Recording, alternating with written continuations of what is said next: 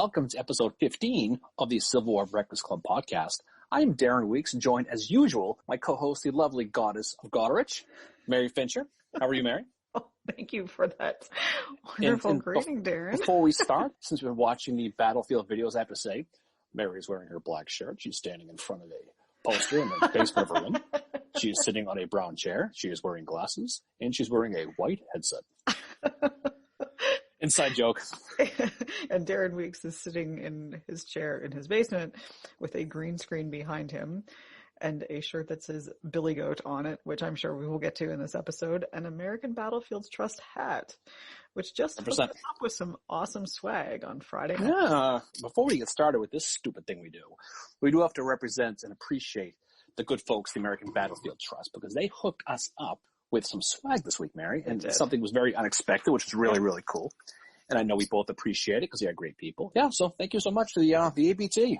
Yep, it was really awesome of them to hit us up with that swag. I'm happy to say that I will soon have a new license plate cover for my vehicle. God, me too. Yeah. Mine's going to be better, though.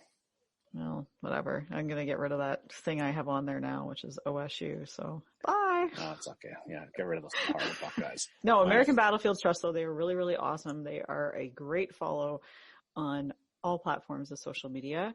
I would definitely recommend them on Twitter, Facebook. I believe they're on Instagram too. And they have a YouTube channel with lots of really awesome videos on there, including one about the battle one of the battles we're going to talk about tonight, Lookout Mountain, which is Gary Edelman. Yeah. Oh, I know. No, I know that. I think anybody who watches this thing probably knows about the American Battlefield Trust, knows about their videos. But they do a great job. We certainly appreciate that. Anyway, so Mary, I know we got to get started with some business first. Yeah. So before we get into the Battle of Chattanooga, part 2, we will talk about what we are drinking. So what are you drinking up there in the Great North, Mary Fincher? Well, I'm starting off with Life in the Clouds by Collective Arts Brewery, which is a double dry hopped IPA. And I thought that was appropriate since we were talking about the battle above the clouds, Lookout Mountain tonight. Drinking it out of my Sherman mug because he is going to be part of tonight's episode. And my second beer is Aurora Borealis Pale Ale, and I picked it because it has a full moon on it. The night of the Battle of Lookout Mountain, there was a full moon and an eclipse. How can you have a full moon and an eclipse? There was an eclipse that night. There was an eclipse, which would be a not in anything. Well, it doesn't matter. No, but there was a full moon. Okay. Look, I'm no paleontologist, so I'll take your word for it, okay? I'm just going by what I read in the Claiborne biography. I know. Anyway, so speaking of the Escape from Chattanooga, I am drinking the Escape Plan, which is by Trillium, a local Boston beer here, which is fantastic. It says the North overcome that horrible loss to Chickamauga. I'm drinking out of my North Civil War Champions mug. So There we go. And I don't want to give away the ending to Chattanooga here, but I think the people in North will be happy with the out-of-town scoreboard when this one is over. Last week we talked about the beginning of this, which we certainly did, and now we're going to kind of finish up the meat and potatoes of this battle, as they say. We're going to talk about Lookout Mountain and Missionary Ridge. But I think let's jump in the Wayback Machine for a few minutes here before we put a bow on the first episode, okay?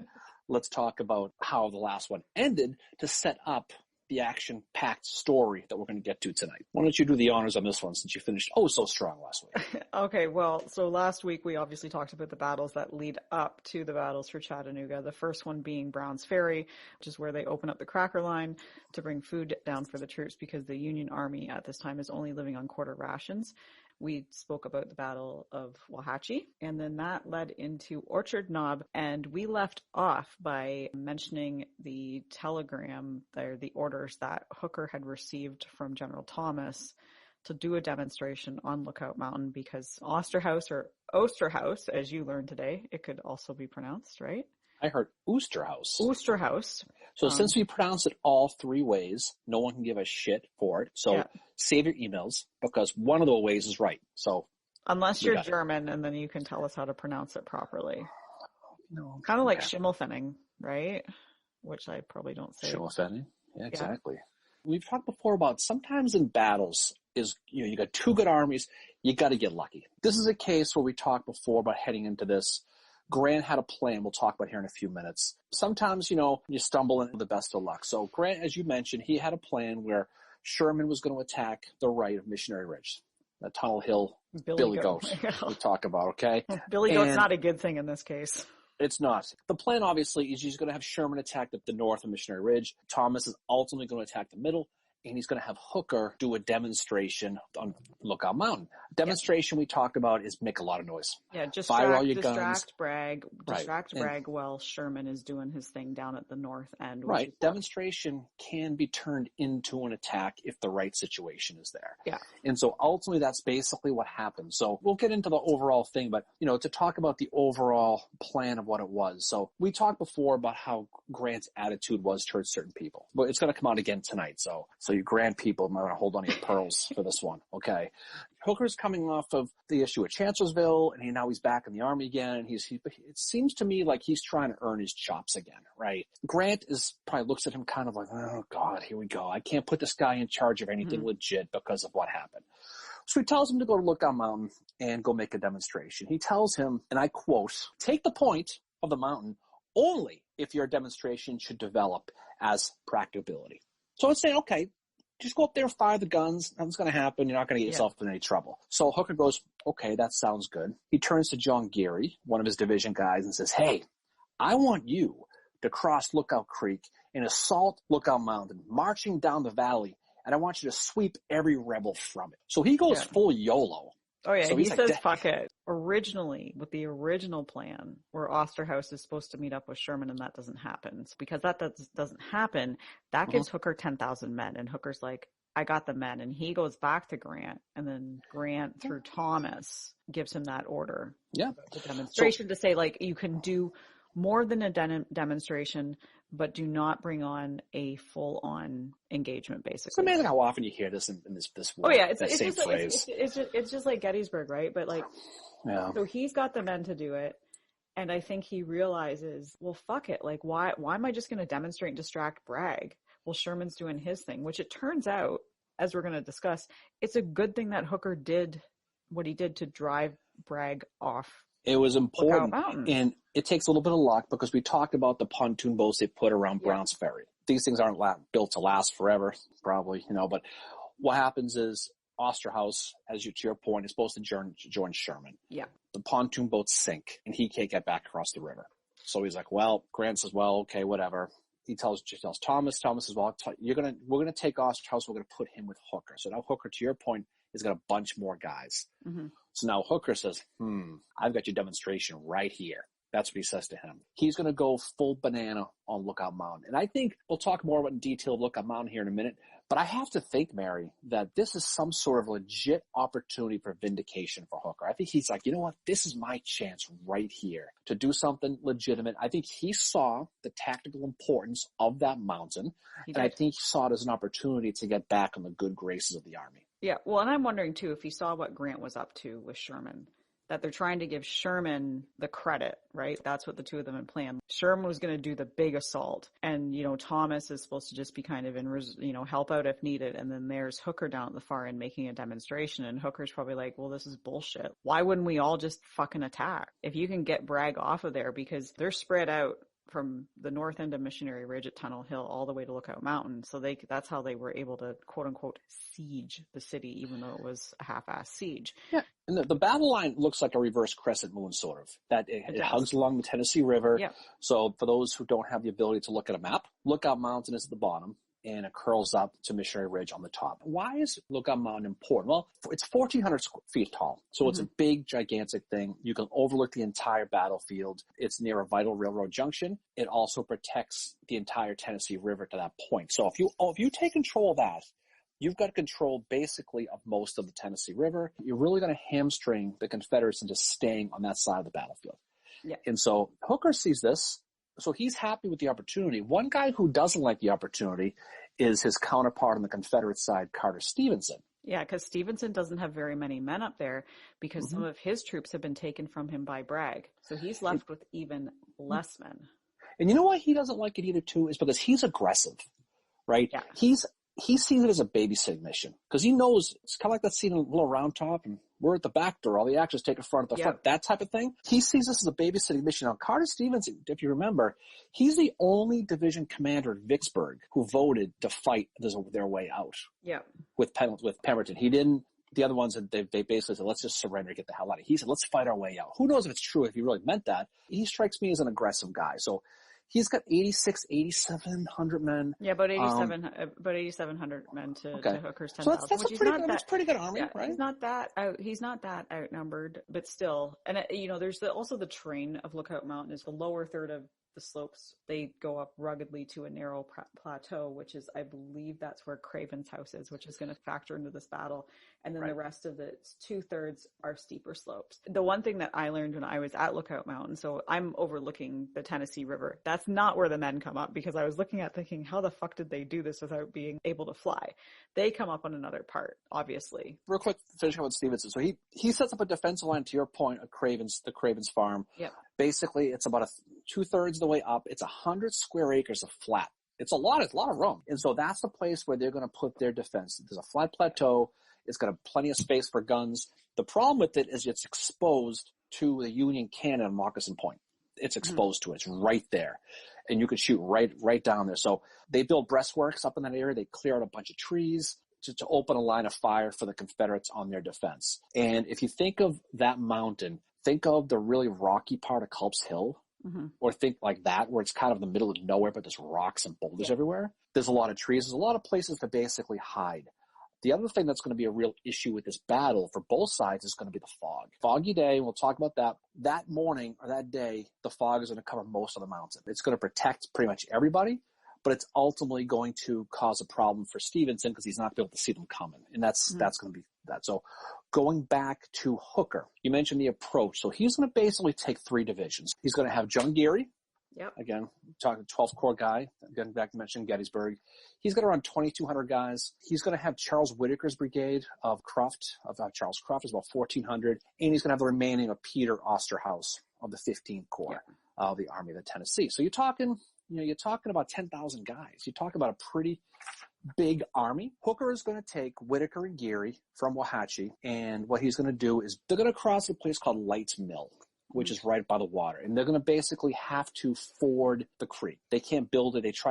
There's stories about how they tried to build steal wood from houses and try to build these little pontoons. It didn't work. They basically had to crawl on their knees across the river where it was low, because they didn't want to expose their heads to the Confederate fire. So picture dudes walking on their knees across the river holding their guns. That's how they finally get over there. You're going to have Gase and Osterhaus who are going to cross around Lookout Creek.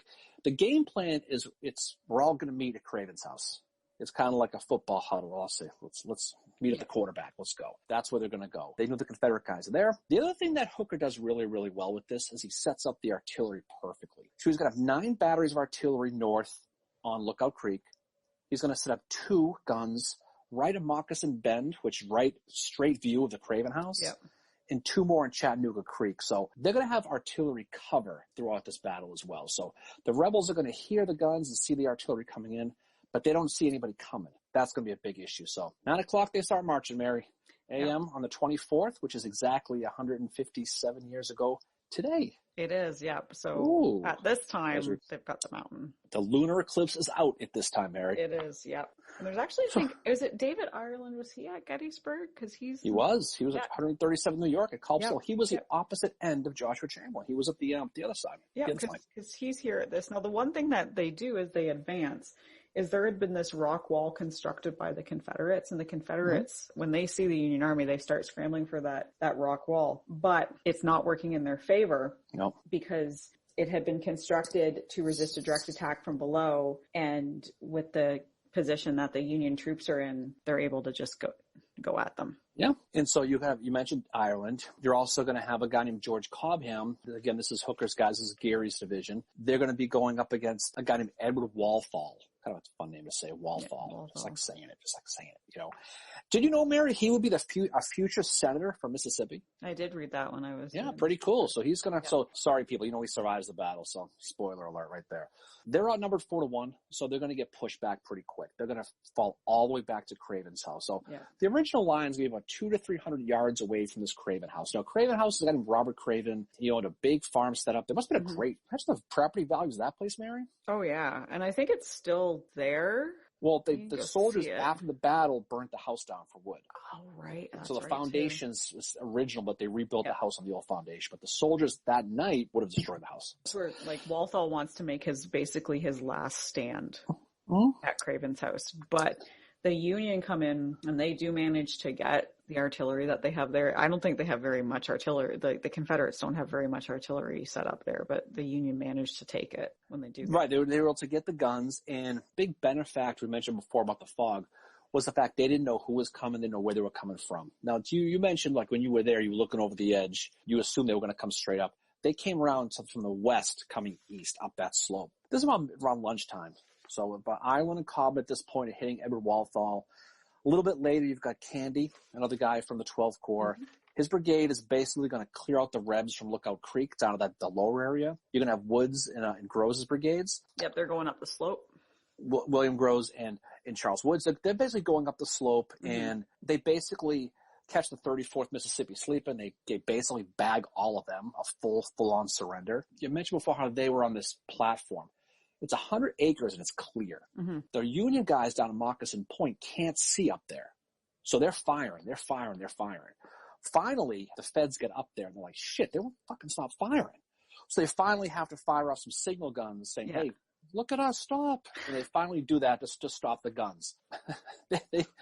Can you imagine that? You make it all the way up that mountain and some artillery guy fires and blows you up. Look, I would have actually, Mary. That would suck. But the rebels aren't done yet, though. You got a guy named John Moore who's going to basically send a message to a guy named John Jackson. Yeah. Jackson fucks up. Well, he does. He certainly does. And he was basically one of Cheatham's guys and Hardee's Corps. They're going to end up in a situation where he needs help. And so he's going to get a message from Moore. He wants guys, okay? John Moore apparently must have gone to the Rosecrans School of Following Directions because he sends a message to John Jackson. Yeah. And says, hey, I don't know where we're supposed to go. And Jackson's like, are you shitting me? I told everybody we are going to meet at defend the Craven House. That you had one job. That's where you're supposed to go. Yep. So he's pissed. So he gets him back up there. Now it's kind of it's a shit show. You can't see what you're shooting at.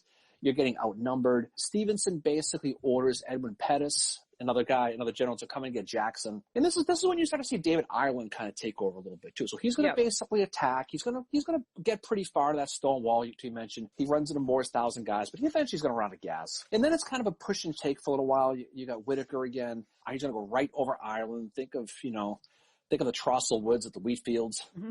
Just guys laying down, I'm tired, go right over me type thing. You've got Whitaker who's going into the attack now. You've got Gross and you got Woods. So you're pushing the Confederates back now. So Moore falls back, and now it's a complete mess because you got the fog going on, and now Hooker's getting concerned because he's like, this army is all over the place. They're running, or no one can see what they're shooting at. It's a complete shit show. The ground is foggier than Mary's head on a Friday night. So they don't know what's going on. So Hooker basically is getting a little concerned that they're getting intermingled. So they ultimately do push the Rebs off of Craven House and back down to the eastern slope of Lookout Mountain. At that point, the position is untenable. Now they're pretty much done. Some of the stuff they talk about, there's some cool stories with the fog. The soldiers would shoot the muskets, and because of the lighting, because it was getting later in the afternoon, because of the lighting, it would light them. So it would illuminate them. So they shoot the muskets, and the fire from the gun would light like a flash on a camera, and it would expose them until the light dissipated. And the fog kind of made it worse. So it's almost like these ghost images of these shots going fire all over the place, which sounds pretty cool. That does actually, yeah. The Rebs ultimately are going to fall back. Some of the Fed soldiers keep pushing. They finally make it to the top, and that's where you get that great story of the 8th Kentucky. Yeah. When they make it to the very top of the slope in an Iwo Jima style situation, they raise their Kentucky flag, and and both armies can see this now. You've got the Confederates and the Union. They see a northern flag is at the peak. So, and then you got that quote from Meigs, who's watching from Orchard Knob, and he calls the battle above the clouds. If you look at the painting that Joe Hooker had commissioned after the battle, Lookout Mountain is just like shrouded in this fog.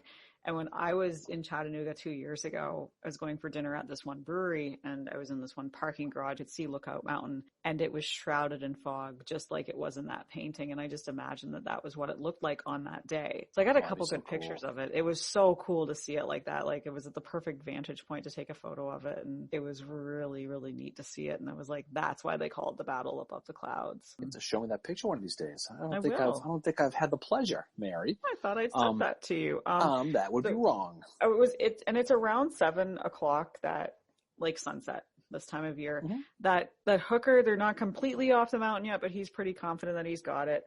And he had been back and forth all day with Grant, sending different messages like saying, I'm okay. Oh, wait, I'm not. I'm running out of ammunition. It had been this kind of sending mixed messages to Grant. But that night, he sends a message to Grant. In all probability, the enemy will evacuate tonight. His line of retreat is seriously threatened by my troops. Can you imagine how happy Hooker must have been at that moment? Yeah, that must, that's kind of the ultimate, P.S. fuck you, SMD. Mary, I don't know if the Union set up a camp up there, but someone definitely pitched a tent up there. I'll tell you that right now. Okay. Probably. It was Hooker with his sky barn. There you go. Hooker must have been so excited because, you look at the strategic importance of it. We'll talk about that in a few minutes about the issues with Lookout Mountain and stuff like that. He wins a battle that he knows he has to win. A couple important things about this. We're going to talk about Grant here in a minute. We got to get to Grant. He secured control of the Tennessee River by winning Lookout Mountain. He secured the Chattanooga Railroad by winning Lookout Mountain. He endangered the entire Confederate line by getting up there because now he's right in the high ground on their flank. Bragg is mortified at this loss. I mean, you got to be shitting me type of loss. He sits down with this council of war to determine what to do next. He's got Hardee, who says, let's get the fuck out of here. And he's got Breckinridge, who flexes his muscle and says, he's like, nope. We're going to fucking do it. Let's get our asses to Missionary Ridge, strengthen up, and let's beat them. Yeah. And Bragg's like, okay. It's an important thing. We're going to talk about the Grant thing now, I suppose. Years later, Grant, who we talked before, has had issues with Rosecrans, had issues with a bunch of guys. Yeah. He kind of, to say he throws cold water on this battle is an understatement. So they asked him about the importance of Lookout Mountain as far as the Chattanooga campaign after the battle. And it was years later. It might even be when he was president, actually. It was some time afterwards. He says the Battle of Lookout Mountain is one of those romances of the war. There was no such battle and no such action worthy to be called a battle. It is all poetry. That's some hard words, okay? Here's the thing. You've got 19,000 guys fighting in this battle, okay? Mm-hmm. You've got 670 Union casualties. You got about 1,200 Confederate casualties. Yeah. That's about 2,000 casualties. That's not a battle, right? How many men were involved in Fort Donelson? I mean, I don't know. I'm just guessing. But it was probably bigger, but this is a battle. Oh, it absolutely is. It's part of the battles for Chattanooga. And I think it was at the time considered a battle, but it didn't factor into what Grant and Sherman wanted out of this, which was Sherman, he fucks up, as we're going to talk about soon, on the 24th. Ooh, Mary Murphy. Sherman. Stop the presses. Well, he does. Mm-hmm. And like John Geary, when he wrote of this battle, now mind you, he's the one leading the assault, the orders given by Hooker. He said, I had been the instrument of Almighty God. I stormed what was considered the inaccessible heights of Lookout Mountain. I captured it. The feat will be celebrated until time shall be no more. So he's thinking, and this is probably what a lot of them thought, like, this has been an amazing thing. But Grant downplays it. He's got something against Hooker, but when he talks about the rest of the battle, it's very vague. Let me ask you this. This is not, I don't know this. I'm just going to, let's just throw this out there. We'll do a little conversation here sitting at the bar, the Civil War Breakfast Club Tavern here. Why do you think you had the issue with him? Like, we talked about the issue with Rosecrans last time, about how he kind of got dicked over, thrown on the bus at the Iuka battle. What do you think the issue was with these guys, in your opinion? I think it's a lot of just ego that happens with being in the Army. Now, I mean, you've got two people coming from the East, Hooker and Howard, who both need redemption after Chancellorsville. Mm-hmm. Howard kind of flies under the radar, and he earns the respect of Sherman. He does quite well at these battles. I mean, admittedly, for Missionary Ridge, he is kind of off in the background. He's not really called up for that. But, I mean, he's part of Wauhatchie. But Hooker's got, I think, probably a worse reputation than Howard does at this point. And I think there was just some kind of rivalry there. And also probably the fact that Grant had told Hooker, don't do this. And then Hooker's like, fuck it, I'm doing it. I'm deeming it practicable to take that and drive these men off. And I think it just didn't factor into how Grant thought the day was going to go. Like, who knows what was going on? I don't think we'll ever know, but I just know from reading the accounts of the 24th, Sherman doesn't really talk much about Lookout Mountain, and neither does Grant. I wonder, you made a good point this morning, believe it or not, okay? You made a good point. Picture a basketball game where you point to the guy and say, tonight you're going to be the star. Everyone pass the ball to Fincher. Okay, she's going to score a bunch of points. You wonder if this is you're 5'9". You wouldn't be the one we picked, but let's play along. I'm 5'9". No, I said you're 5 foot. Oh yeah, 5'9", please. Anyway, you said 5'9". I said 5'4". I heard 9. Well, we'll find out in the editing. Did I hear a niner in there? I wonder if it's a situation where this is preordained, where Sherman was going to get the glory of it this I one. think so. This is your point. This isn't my point. This is your point. I think you're Mm-hmm. right. I think he went into this, and he mentioned before that the only two people he would ever serve under would be Rosecrans. Well, not anymore with that. Yeah. But Sherman was the other one. Yeah. They had their history at Shiloh. They had history outside of the army together about helping themselves with their own personal issues, with whether being drunk or being crazy. So you think that he had this opportunity. This is going to be Sherman's day. And I can't imagine Grant would ever hurt or weaken his army. That's not what I'm saying. Yeah. But I think in a perfect world, they would have demonstrated on the left. It would have pulled some troops from Bragg over with Stevenson. They would have put more guys over. Maybe he would have pulled, Hardee over. Maybe, who knows what he would pull. He would have strengthened that part of the line. And then Sherman would have come right down and just cruise right through Missionary Ridge. That's probably what he was thinking. Just a guess. Well, who knows? But that's just a guess. I think that's pretty much how it was meant to go. But obviously it didn't, because as I think we're now going to get into what's happening with Sherman on the 24th while Hooker is taking Lookout Mountain. So Sherman has the opportunity, perhaps, for some real glory here, okay? He's given the opportunity. So what happens? So on the 24th, Sherman is to go to the north end of Missionary Ridge, also a place called Tunnel Hill. So Tunnel Hill, just to talk about just briefly what the importance is to that. It is the Confederates' right. Am I getting that correct? Right, you got it. Where Lookout Mountain is the left, and it's very important for how high up it is, its positioning. Tunnel Hill is equally as important. So that's why Grant has sent Sherman over to Tunnel Hill. Through faulty intelligence, reading maps wrong, not getting scouts, and I think Sherman's ego might have got the better of him here. I know I'm being a bit critical of him, but 2019 Mary would be heartbroken if she heard. I know. Isn't that something? But I think there's pontoons involved again. So after midnight, they start sending men over in the Tennessee River, and they go to the South Bank and they capture the rebel pickets that are there.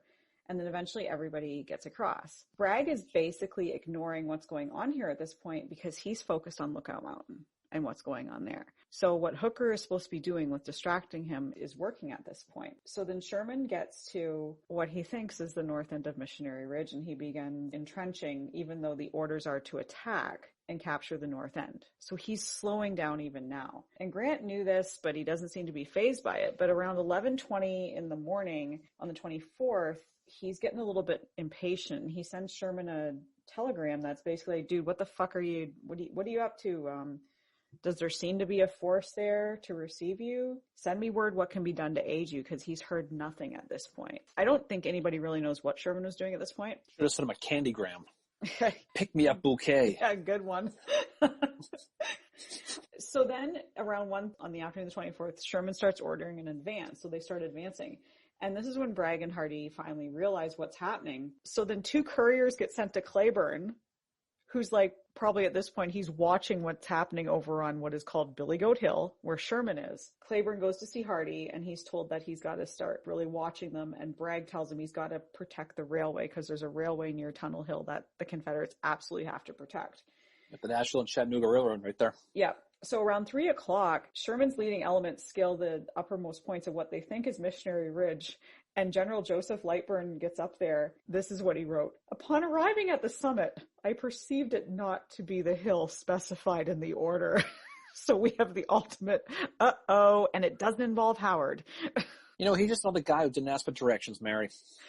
This is what this is all about here. They're on Billy Goat Hill, which a valley separates them from the north end of Missionary Ridge, where they need to be. So for whatever reason, faulty maps, faulty intelligence, just not wanting to stop and ask for directions, i.e. getting a local guide to maybe direct you in the area you might want to be going. Yeah, that's a surprise, actually. They didn't get a guide. That's a real surprise. I'm not They could have asked the Rhodeswoods clown. He probably would have helped him out. So they're up on Billy Goat Hill. So, and Sherman, when he figures this out, he seems not really too fazed by it. And he's like, okay, this is good ground and we need to hold it. Mm-hmm. This is at 3:30 in the afternoon. There's still enough light left in the day. And meanwhile, all the action's going on at Lookout Mountain this time. Exactly. So Grant is standing on Orchard Knob, and he can see and probably hear the guns going on, and he probably knows it's a big deal.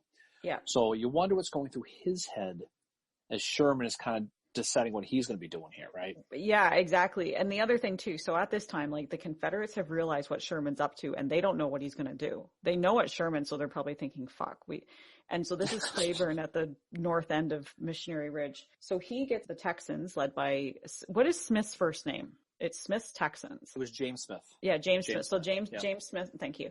James Smith's Texans are positioned there, but they're stretched very thin. And Claiborne is very worried at this point because if Sherman attacks, Claiborne knows he's going to be fucked because he doesn't. Well, that's the story of the whole thing.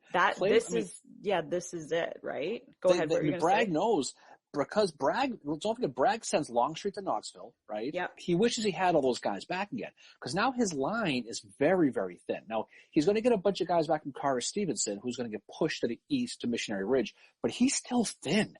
And we're going to talk about some strategic mistakes of placing his guys on Missionary Ridge here in a few minutes. But as we go into the battle, as we turn to the 25th, which we all know, Mary, is the greatest day of the year, November 25th, which is tomorrow. It absolutely is. Happy birthday. It is. Ooh, thank you so much. There, I just gave it away. It's his birthday tomorrow. You're the first person to wish me happy birthday this year, Mary. Happy birthday. I'll wish it to you again tomorrow, too.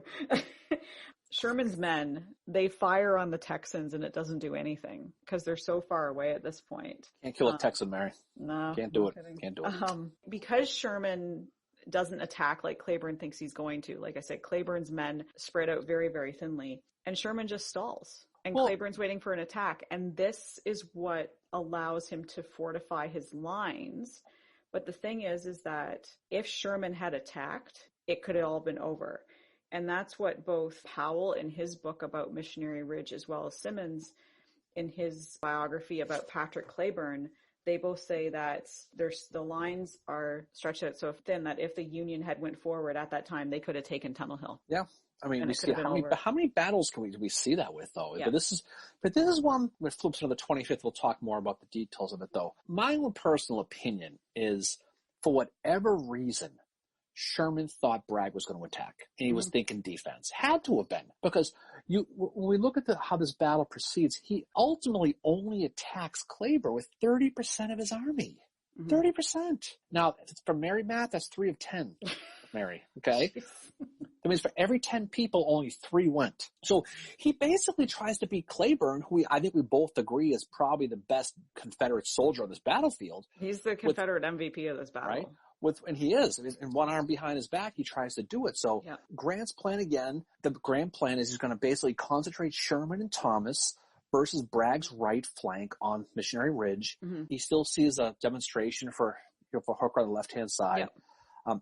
He places Sherman. He has him cross the Tennessee River. He's going to occupy Billy Goat Hill and Tunnel Hill and threaten the right side of the Confederate line. This is while in concert with Hooker still demonstrating to keep Bragg's troops, probably Stevenson, maybe some of Hardee's guys, more towards Lock. I would speculate. That's probably what they were doing. Yeah. We're in the early part of the 25th now. Okay, you see a lot of the miscommunications starting between Thomas and Grant now, right?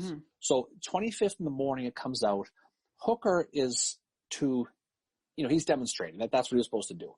Yeah. He's still up there on Lookout Mountain, and that's what Grant wants him. Thomas is like, fuck that. I need him here. Get him down Rossville Gap, which is just on the south side of Missionary Ridge.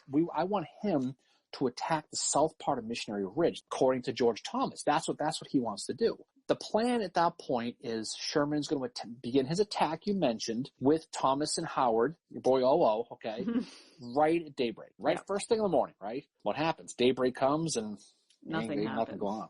Can I back up a little bit and talk about what Claiborne was doing during the night? So during the night, Claiborne, when he realizes that Sherman's not going to attack, he's waiting and waiting and waiting for orders from Bragg. And finally, he says to one of his staff, Captain Irving Buck, he says, go find out what the fuck's going on.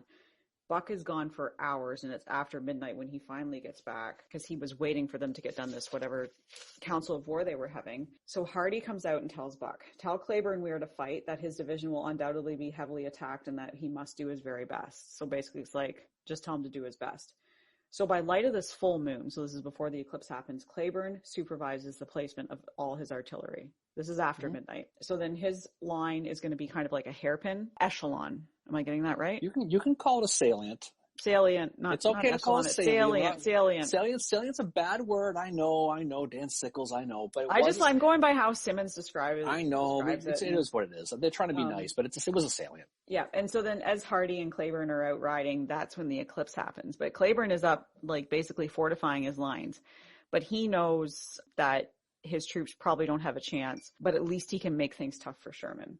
So then fast forward to where Darren and I left off before I backtracked a little bit. It's dawn, I'm glad to be an attack. I'm glad you mentioned that, because it's important to know what they were going up against. So I knew we were going to go back. I just wanted to kind of set up a little bit what's going on. So this attack's supposed to happen right at dawn. And that's when most of these attacks are supposed to happen. And if I were a general and I'm saying attack at dawn, at this point I'm like, it's not going to happen, because every battle, it never happens. But that's what happens. So Sherman finally gets rolling around 9 o'clock in the morning. Let's been a long line at that Starbucks over there and look at mountain. Okay, it's probably what it was. Okay, it looks like a castle, right?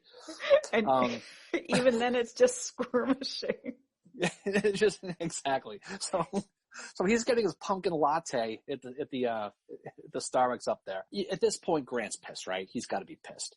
Yeah. This is supposed to start at dawn. It doesn't happen. You're talking about about 15,000 guys for Sherman at this point. And you're talking about Claiborne's got about 4,000 guys Claiborne overall. is outnumbered 4-1 at this battle. Right. So and it's about 4-1, right? It's around 11 that they finally start getting to the battle. Yeah. So he's going to attack with just 2 brigades, okay, from Ewing's division. Right there at the point, okay? There's going to be a guy named John Corse from Pittsburgh, Pennsylvania. Mm-hmm. So, he's probably a Steeler fan, so he's disappointed, usually, right? And a guy named John Loomis. They're going to be attacking from the north side. They're going to be going right across open fields against Claiborne. Actually turns out to be very back and forth. Captain Samuel Foster, who's one of the Texans, like during the Battle of Chickamauga, it had been the opposite, where they were the ones doing the attacking and they were fired upon. So now these Texans are at the other end and they're the ones firing on the Union. And this is how Foster describes the battle. See how they fall like leaves in the fall this time of year. Oh, this is fun to lie here and shoot them down and we will not get hurt. And that's exactly what happens. And they manage to beat them back. And then the Union manage to get within 50 yards of the Confederate line. And that's when Smith asks Claiborne, can I counterattack? And Claiborne's like, knock yourself out, do it. Smith ends up getting wounded. Hiram Granberry takes over his command. I think he was a member of the 7th Texas. That's part of this division. But then the Federals come back and some do make it over the rebel breastworks, but they're shot or taken prison. But the rebels lose a lot of men at this point too. And Granberry ends up having to deploy infantry to man the artillery. Like that's how bad it's getting for them. And then, do you know that Granberry has a town named after him in Texas called Granbury that I've actually visited? It's where I saw a tornado. Wow. We had one on the Cape a few days ago, an actual tornado. I know you allegedly did. I was getting real-time updates from you. It's all about that. I did. Yeah. And, but I've been to the actual. So I digress. So it all goes back to the tornado. But I think anyway. Granberry and Claiborne actually were very good friends too, I think. Yeah. I mean, they certainly were. I mean, but Claiborne, you mentioned he's the MVP. I mean, his line's going to get pressured. He's going to get pushed back a little bit. He's going to get ultimately reinforced with guys from Hardee and Stevenson's division. Yep. So finally, around 3-4 p.m., give or take, Claiborne counters attacks, and this is when he actually sticks it to Sherman. Oh yeah, right? He's like, SMD, fuck you. I know what he does. Get off my lawn. He does. He ends up routing Sherman, captures about 2,000. About 2,000 casualties, but they catch mostly capture guys. But he's getting pushed back now. So again, this is the great debate. This is the North versus the South writing philosophy. Okay. Yeah. And I'll ask you, and I know the answer to this, but this is a good question for you, Mary. Okay. Yeah. Claiborne beats the living redheaded piss out of Sherman. Absolutely. Okay? Is it a case of Sherman making a mistake, or is it Claiborne being that good in this moment? Sherman was out-generaled. This is more Claiborne being great versus Sherman being bad, is what you're saying, right? I think that, so Sherman did make a mistake in where he was at Billy Goat Hill and then not doing an attack the night before. Claiborne, despite being outnumbered 4-1, and we're going to talk closer to the end of this episode about another instance where Claiborne is outnumbered. He's just Ringgold Gap. Yeah. He's just able to just somehow make it happen, to get his men to do what they need to do. Like at one point, so that the fighting is so intense. There's one point where Claiborne is he's helping out with artillery during the battle. because it gets so intense. And they wrote in the Confederate journals afterwards that he led the attack by himself. Someone wrote. Oh yeah, and he was always out in front. There's no wrong answer with this. I was just curious because you're a Sherman gal and you're a Claiborne gal. So I just wanted your perspective to see which one it was. He was out general. This is the battle that actually got me into Claiborne because I wanted to find out who this guy was that out generaled him. There's a really good quote from Claiborne when the Federals are within 25 yards of his line. Claiborne said that it was like one continuous sheet of hissing, firing lead. All you could hear was the mini balls going by you. That was it. And that's how he described the sound because then that's how close he was to this battle. Like he's right there in the thick of it. He was. We'll be talking about Claiborne and Franklin, unfortunately, here next time. Yeah, that's we'll talk about him. Like his downfall. I think you're right. I think this is a case of brilliance by Patrick Claiborne versus because I don't want to take anything away from Claiborne. Not saying that Sherman had a shitty day is like saying Claiborne wasn't that great and just beat a guy when he was down. I think he was. I think he would have beaten anybody that day. But a couple things about Sherman to keep in mind about this, right? He kept 5 of his brigades in reserve at this battle. Okay, that's in reserve. He also kept 3 back with him back on the ridge. He fought Claiborne with 30% of his army, which is inexplicable why he did that. But I think it wouldn't have really mattered. Who knows? This is why I gotta think he was expecting an attack. And he wanted to maintain a defense back by that headquarters in our orchard. I don't know. I mean, I'm just trying to think. I don't know. I'm wondering if it's because he made a mistake and it's just one of those things where he was like, oh, fuck. And he just, I don't know if he knew what he was up against with Claiborne. And I mean, he's going to face off against Claiborne at Kennesaw as well, where the worst action is seen for the Union Army at Kennesaw, as we'll talk about in the anniversary of that battle, is where Claiborne is. His men are, I don't know, something about Claiborne. His men were able to just, they fought and fought and fought. We were talking couple hours ago, actually, about Sherman, how he didn't really like the front assaults, really. Yeah. At least he struggled, obviously, at Kennesaw, got drilled there. He got pounded here pretty good. And he was more of a flank and run type guy. I always thought of Sherman, and he has a reputation of being some sort of, in the South, they look at him this different way, but he's not a big puncher. He strikes me as a Mayweather type of guy where he's kind of running, jabbing and moving, that type of general, maybe on a boxing type of metaphor. I just don't think he liked to attack the front end guys, but who knows what it was. But regardless, on this day, Claiborne really is the one who kind of saved the day. And I think, not jumping to the end, but Claiborne is definitely the MVP of the South. He is in this. They've got him, like he's outnumbered 4-1 in this part of Missionary Ridge. And there's another part we're going to get to very soon, which is ultimately what wins the battle for the Union Army. But like Claiborne here is, I think this might have been one of the toughest fights that Sherman ever had.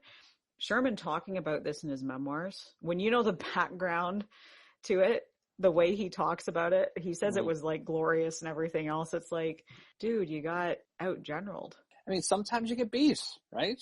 The battle's not lost, but he did not do well at this part of it because of who he's up against. I mean, you could be really good and still get beat.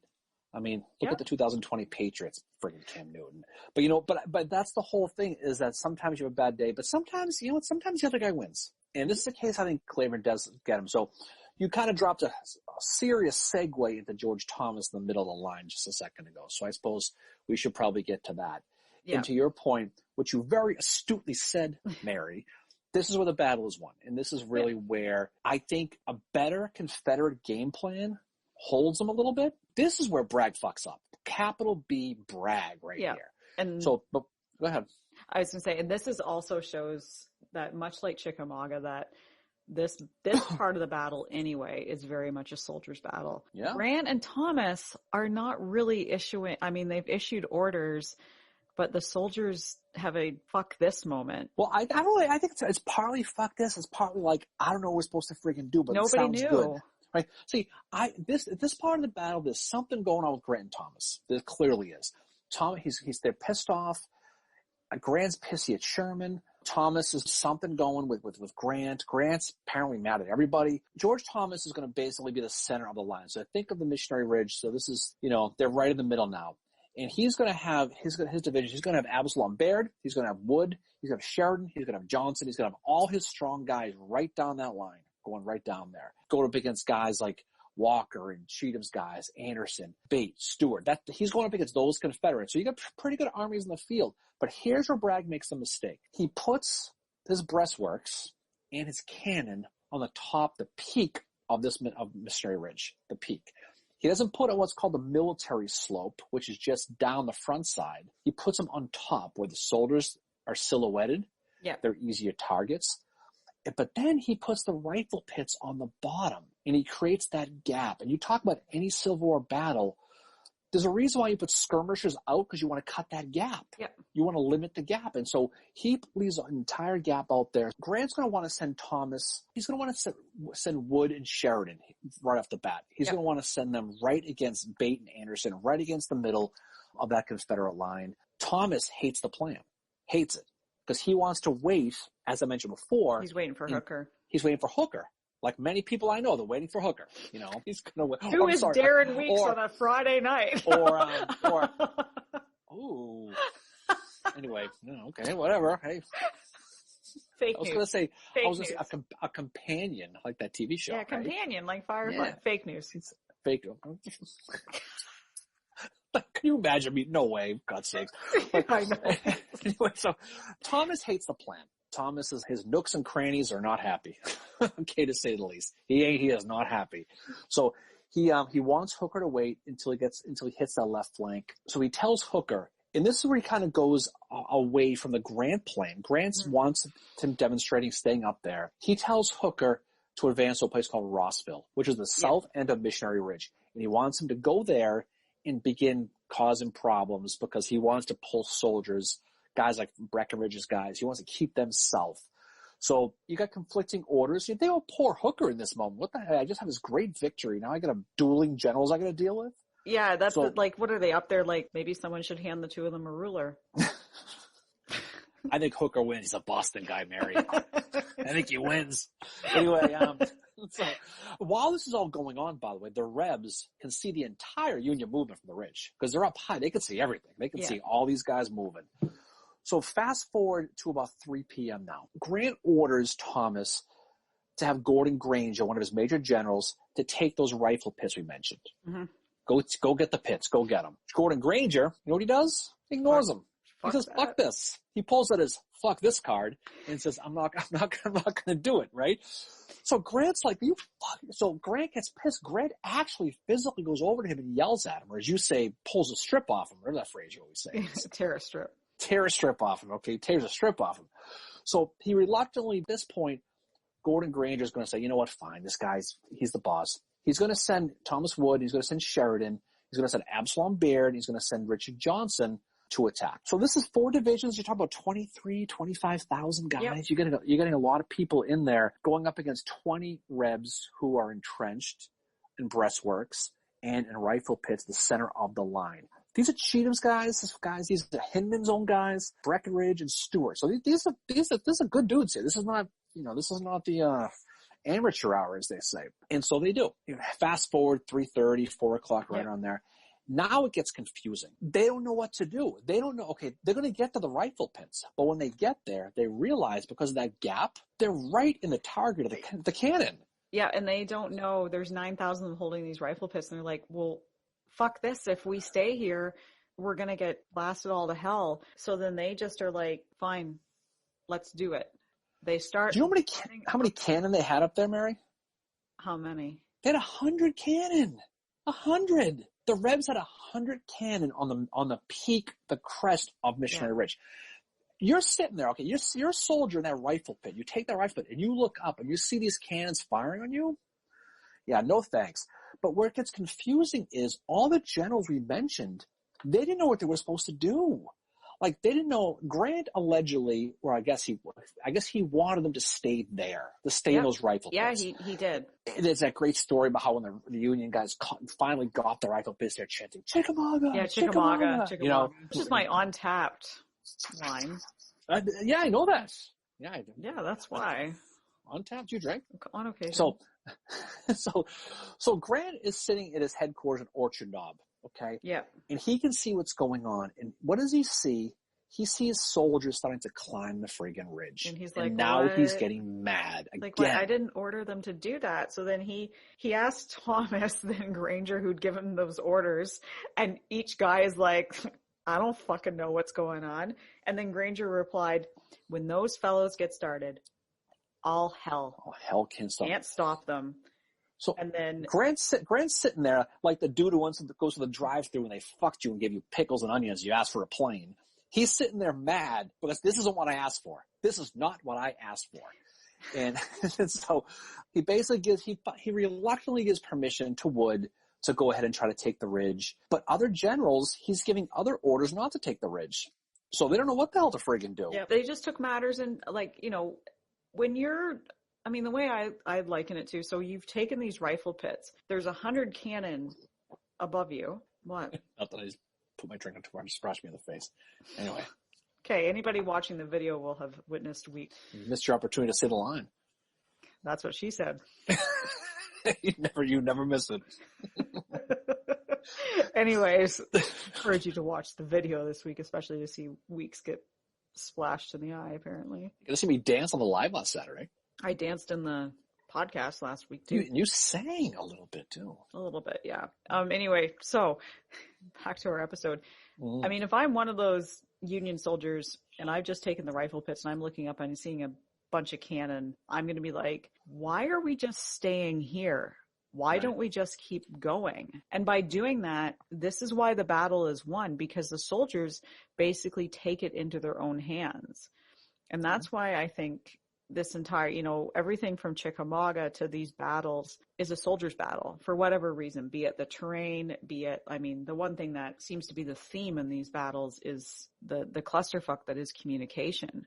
I think it's one of these ones that shows, and you and I talked about this before, regarding Snodgrass Hill. Does Thomas deserve all that credit? Or do we need to give more of it to those soldiers that decided to go there on their own without orders? Oh, you're gonna be mad at me when I say this, Mary, but I think it's the soldiers in Snodgrass Hill. He wasn't even there. Thomas was at Snodgrass Hill? No, but he backed off.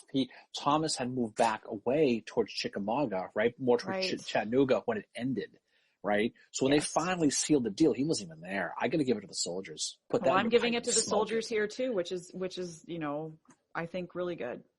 Yeah. We'll discuss that next year, though, about Thomas Snodgrass Hill. But to your point, I mean, there's some great stories. Ivan Turchin, the Mad Russian there. Yeah. He says, screw this. They go up the hill. They're going right up the ridge. Some of Absalom's Baird's guys, they get halfway and stop for whatever reason. That they're told to halt by somebody. They just don't know it. There's a really good, good story, but there's a really messed up story with a guy named George Wagner. Mm-hmm. Who he gets halfway up. They get orders to turn and stop and come back. And then as soon as they turn their back, they get pounded in their back by the rebels. They get 20% casualties, which is the highest of any brigade in this charge by getting pounded in the back. Yeah, so ultimately the Union Army, because of what happens here with these soldiers making these decisions at the lower rifle pits, they end up sweeping the rebels from Missionary Ridge. They get all the way to the top. They finally make the breastworks, and now you're going to see this mass exodus by the Confederates. Guy August Willich gets up there, William Hazen, Charles Harker. They finally get up there. They flood the breastworks, and at that point, they're in full control. So picture this moment. They get up there, and the Rebs are in full retreat. You're driving away guys like William Bates' division. You're driving away Anderson's division. The Cheatham's old division, they're routed. States Rats. He has to retreat. Yes, is there. He escapes. Claiborne, obviously, Stevenson, they all escape. They all take off. We'll talk about Claiborne here in a second, but the retreat here in a minute. But you got to think, this is a big, big deal for the Army of the Cumberland right now. They win a frontal assault against a formidable, entrenched army up a hill, and they get it. That doesn't happen that often in the Civil War. It really doesn't. Not without crazy casualties, So by 6 p.m., on the 25th of November, Bragg's line is completely borken. It's completely destroyed. They're running and they're fleeing in panic. They're taking off. Yeah, they go back toward Chickamauga Station on the Western Atlantic Railroad, which in modern day is currently the site of Lovell Airfield. And then on November 26th, they begin retreating towards Dalton, Georgia. The only army general who's really not in disarray is Claiborne, right? Yeah. He's the last to withdraw. He's the last one there, but he doesn't run in a panic. He stays in order. Phil Sheridan's going to try to chase after him, but nighttime comes and the street lights came on. His mother called him home, so he had to go back. I could just see that 5'4" guy. Phil, come on, come on, 5'4" Claiborne, you fuckers, get back. All the other kids are staying out.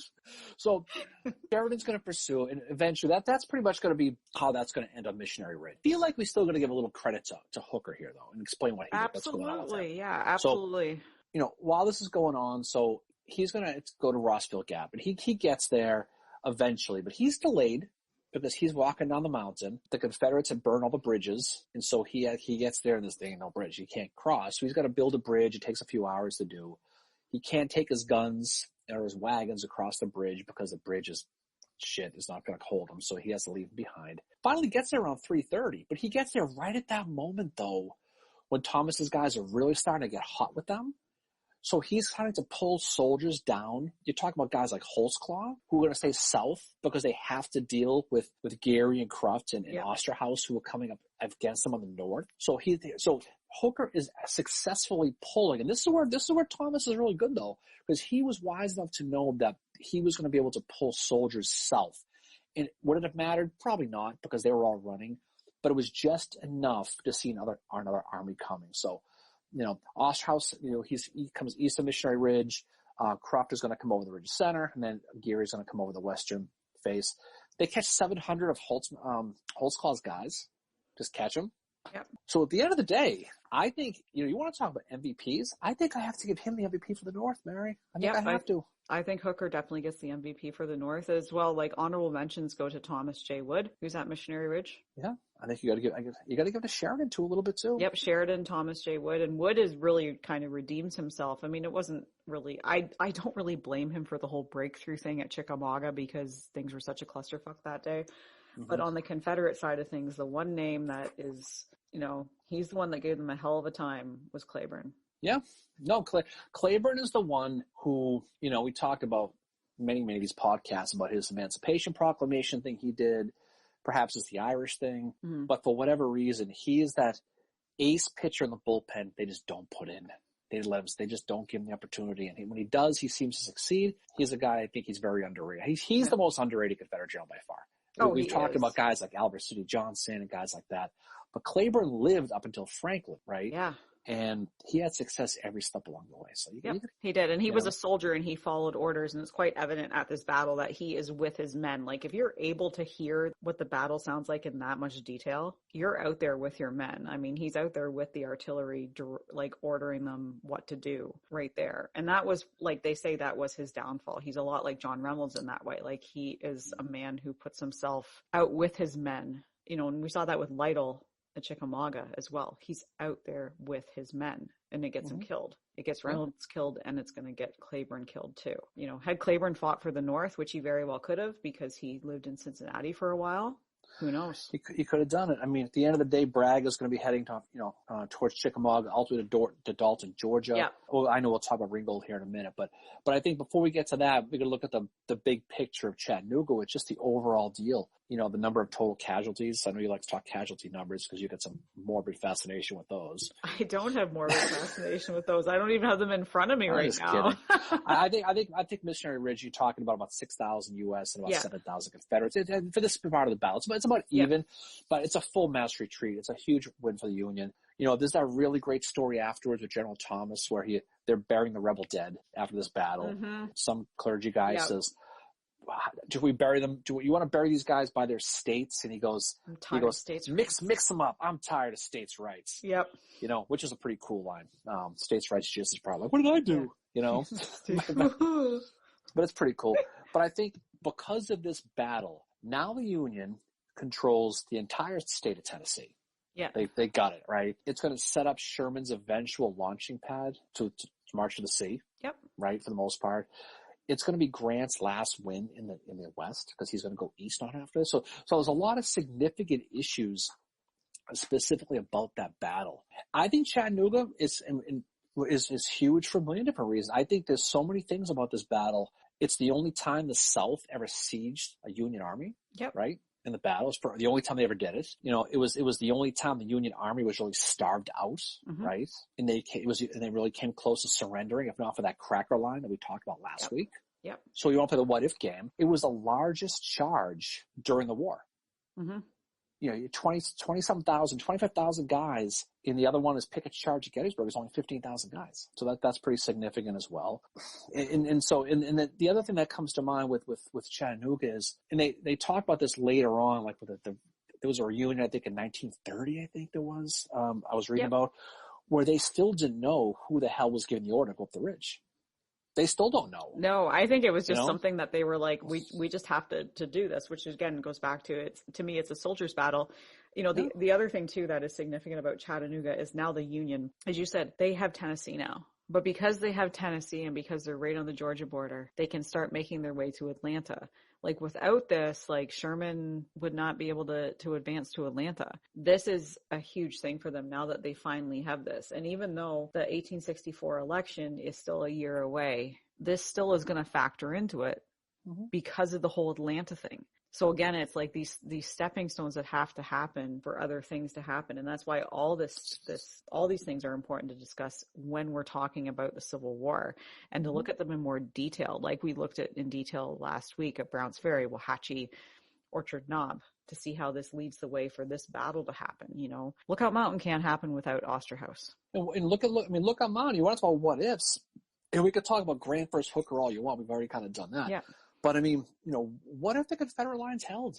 What if they kept them off the mountain, right? Exactly. A la 20th Maine. How would that have changed the campaign? The Rebs are rolling rocks down the hill with these guys at this point.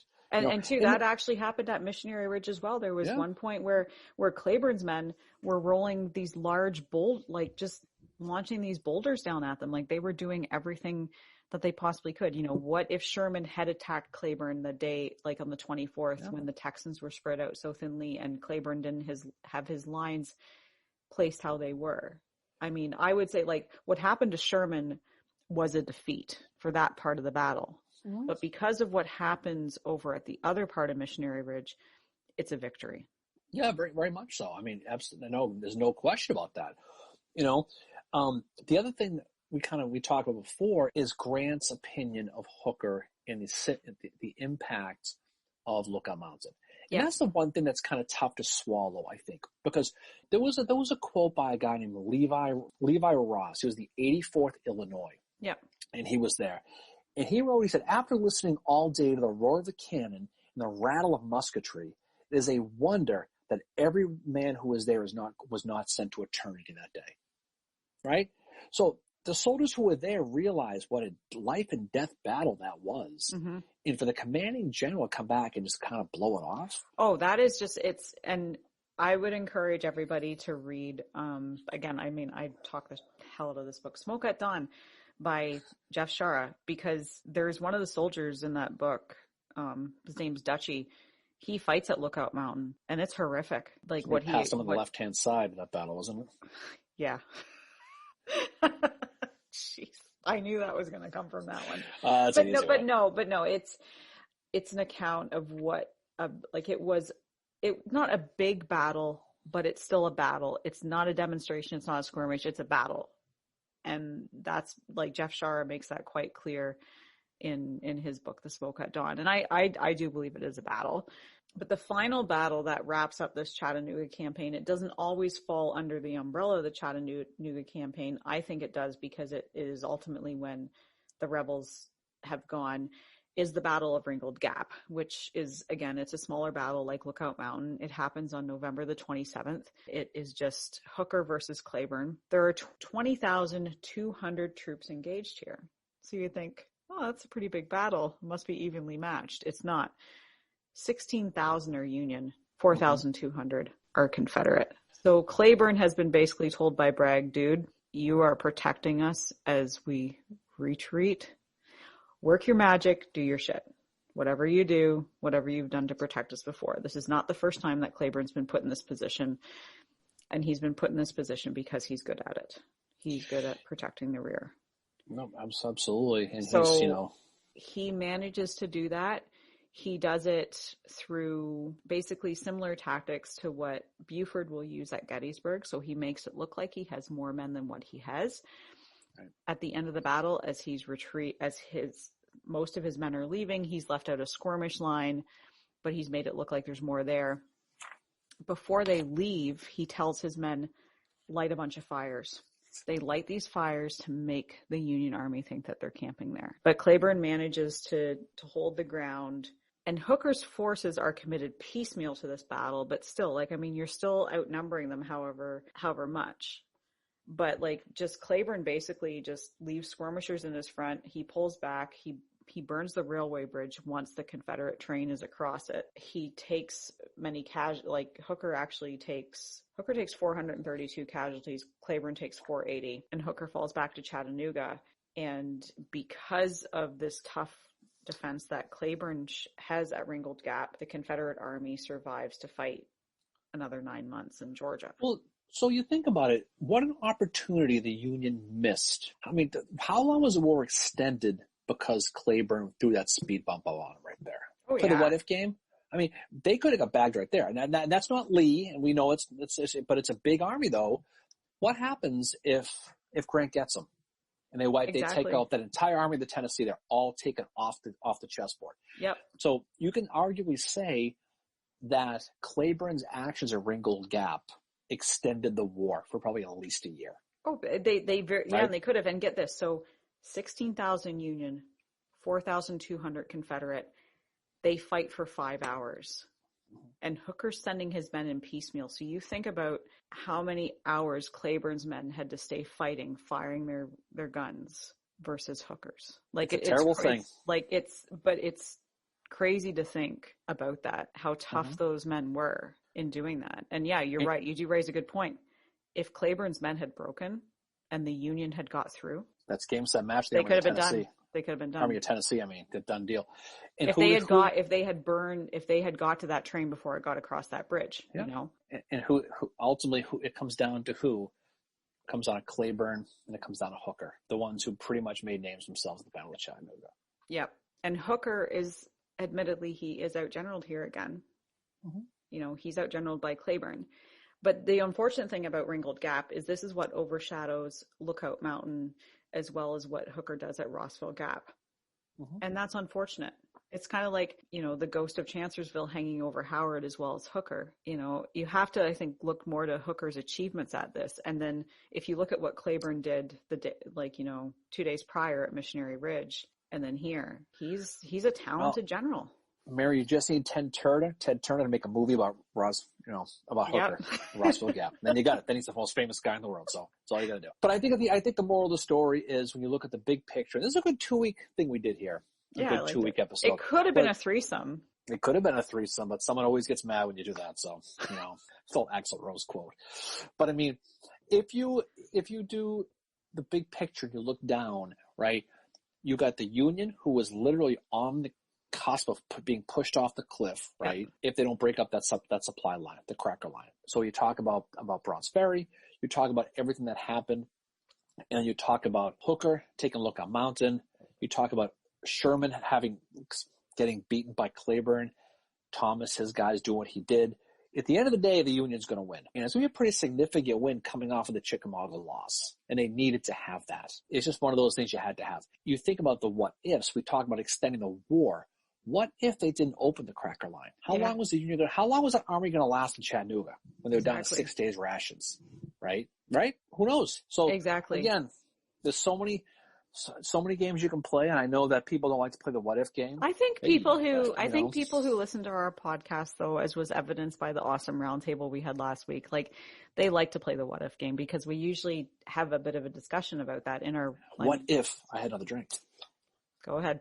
The one thing I just want to say before we wrap up here is, so you look at Cleburne's performance here. What if he had been in charge at Atlanta? Now that I've looked at these again, look at he was aggressive, but he was smart. Yeah, he wasn't over aggressive like Hood was at Atlanta. He wasn't under aggressive like Johnston was. He would have been just right. Now, could he have withstood Grant and Sherman full blast? Probably not. They didn't have the guns, literally and figuratively. But he would have given them a hell of a fight, and that's all he wanted to do at Missionary Ridge. I mean, Cleburne knew the reality at Missionary Ridge, that he was not going to win that battle, but he was going to give Sherman the fight of his life, and that's exactly what he did. He would have got the game into the fourth quarter. To me, is a football phrase. Yeah. And who knows what would have happened. He would have had a puncher's chance to probably win. Jonesboro, all that stuff happened the way it did. And who knows what would have happened. Clearly, and you're 100% right, so you can write this date down. You were 100% right that he would have done better than Hood did. But then again, a drunken monkey would have done better than Hood did in Atlanta. He would have. I mean, that was such a disaster for the Confederacy. It was. Oh, yeah, it and totally was. Exacerbated the whole thing. And Franklin, we're going to talk about in a couple of weeks about this Hood's coup de grace with that whole thing we'll talk about. But I think at the end of the day, most people who study the Civil War focus on the East and not the West. But we've kind of slowly turned more our eyes towards the West, Mary, right? Yeah, I think we talked about this morning a little bit. Or have you gone Western theater? Our lonely eyes turn its eyes to you. And that's kind of what we've done, though. But I think this is really where the war ultimately this is the meat and potatoes of the war. Versus the East was more of the flash. Antietam was different. That had a lot more importance to it. Antietam is the most important battle of the Civil War. And right. But Gettysburg is Gettysburg, and it's a little, I don't want to say a little overrated, but it's a little, it's I think militarily. Wow. You heard it here first. I think it's a little overrated.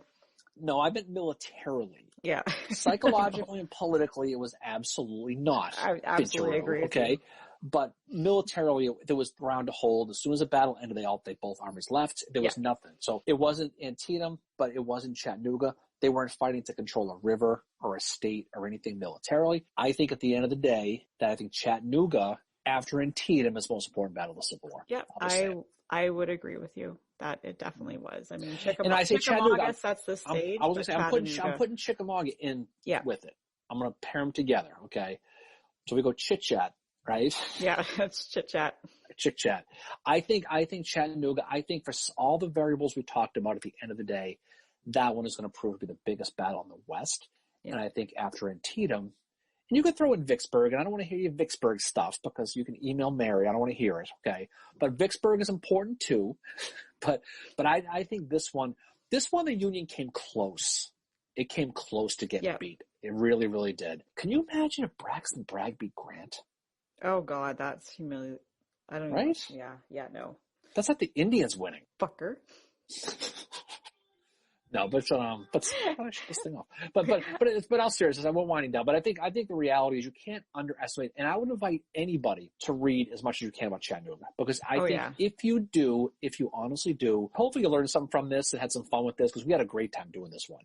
I think if you really do, you'll come with a real fascination and a real appreciation for guys like Claiborne, guys like Hooker, dare I say, and I think you'll come away with this with a real good worldly 360 view of the entire war as the West transforms to the East. I think it's a great study. Yep. And I think on our Facebook Live, we will discuss what sources we used for this. But so we will be we're going to wrap up now, I think, because we're almost at an hour and a half of discussing this. So this is going to be our longest episode, which is fine. We hope you've enjoyed it. But we will be around for our usual Facebook Live around 10 a.m. on Saturday morning. So we'll put a bow on this one. Hey. And we will finish this one up. So coming attractions, we always do coming attractions at the end of every episode. So we will again have our Facebook Live at 10 a.m. Be there, be square on Saturday. So definitely do that. Next week we are doing Franklin. Right? I think we're probably going to do Franklin next week. Okay, I think we are. Okay, the Battle of Franklin. Gotta ask the boss these questions. Sometimes I forget. It's on the calendar. Again, I don't know. I can't access the calendar. Yeah, we've got Franklin coming up. We've got Fredericksburg wrapping up the March to the Sea, which will probably, I'm going to guess, do a two-parter on that because we'll wrap up the March to the Sea, but then I think we're probably going to talk about the memory behind it as well and just some of the perceptions that last till the day, you mean? Yes. That book I bought you for your birthday. Well, thank you so much for that. Yes, I'm looking forward to read it, Mary. That's a different kind of book enabling, but I appreciate it. And it will definitely be one of my prized treasures. It'll be perfectly splendid reading that book, and I'm going to look forward to that. So, any final words from you across the border? No, thanks for everybody for tuning in to our episode and all your support so far for these 15 weeks we've been at this. 15 weeks, holy moly. So, but in any case, we will look forward to talking to you next time. So again, be at the live if you can. Always have fun with that. And we will be staying west next week, going to Franklin. We will talk about the demise of Patrick Claiborne, unfortunately. Yeah. Mary's going to be very emotional. She'll be very teary. It'll be a tough one for her. But she'll get through it. We'll get her through it. So, again, we appreciate the support. Thanks for all your good comments and support. And we will look forward to seeing you at the live on Saturday. And then we'll the next recording. Yeah. Right? See you guys later. Peace out, everybody. Yep. Bye.